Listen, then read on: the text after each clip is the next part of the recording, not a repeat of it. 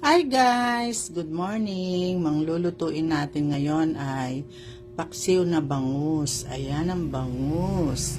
Ito ang sangkap. Mix lang natin yan at pakuluin. Mamaya yan, luto na.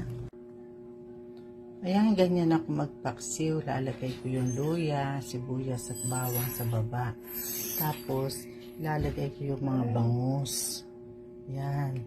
Tapos lagyan ko na ng suka. Pakuluin ko lang. Mamaya luto na yan. Ayan, nilagyan ko pa po ng luya at bawang sa taas at lalagyan ko ng suka at talong. Mamaya pakuluin ko. Pagkulo po niyan, ready na. Ayan, luto na. Ready na yan. Now it's ready. Let's eat. Thank you for watching. Bye.